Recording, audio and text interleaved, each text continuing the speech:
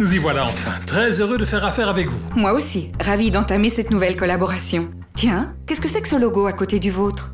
Ah ça, c'est le label entreprise écodynamique qui nous a été octroyé par la région de Bruxelles-Capitale. C'est une récompense pour les efforts fournis afin d'identifier et de réduire notre impact sur l'environnement. Le label entreprise écodynamique? À qui s'adresse-t-il? À tout organisme situé dans la région bruxelloise, qu'il soit public, privé ou associatif. Et à quoi ça vous sert exactement? Ce label résume notre démarche pour gérer notre activité de manière écodynamique. On y trouve beaucoup d'avantages. C'est-à-dire? D'abord, réduire notre impact sur l'environnement, bien sûr. Ensuite, on améliore l'organisation de l'entreprise. Nous sommes donc plus compétitifs.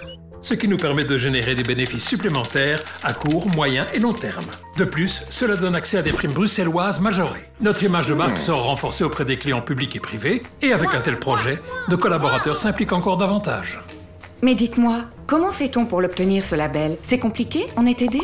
Bonjour! Ah, Séverine, notre experte de Bruxelles Environnement. Quelle heureuse surprise! Justement, on parlait du label entreprise écodynamique. Et ma cliente ici présente me demandait à l'instant comment l'obtenir. Tout d'abord, vous vous engagez en signant la charte générale.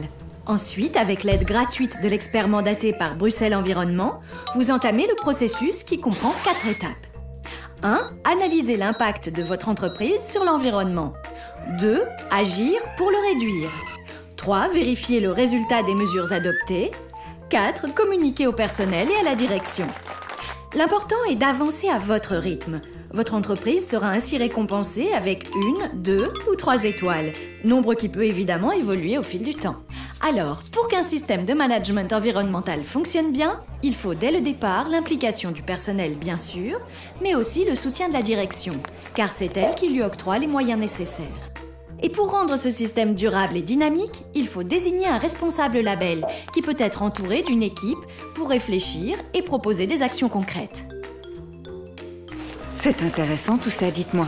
Mais concrètement, ça se traduit par quoi? Quel genre d'action peut être mis en œuvre? Eh bien, prenons notre cas. En tant qu'imprimerie, nous utilisons des produits assez polluants. Nous avons donc entrepris un dialogue avec nos fournisseurs.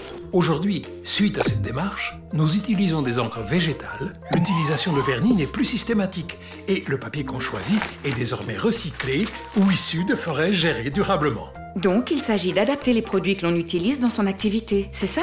Pas seulement. Autre exemple, un hôtel a constaté qu'il générait beaucoup de déchets. Toutes ces poubelles! L'équipe a donc mis en place différentes actions de prévention, comme l'emploi de gobelets et de flacons réutilisables, la suppression de la majorité des portions individuelles préemballées au petit déjeuner, et des recettes qui permettent d'éviter le gaspillage alimentaire en exploitant au mieux la totalité des aliments.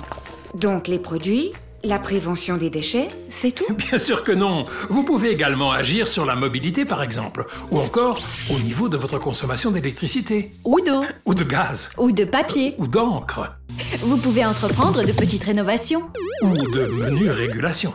D'autres se sont déjà lancés dans l'aventure. Venez les rejoindre et prenez une longueur d'avance. Ok, ça m'intéresse. Où est-ce que je signe? Sur www.environnement.brussels.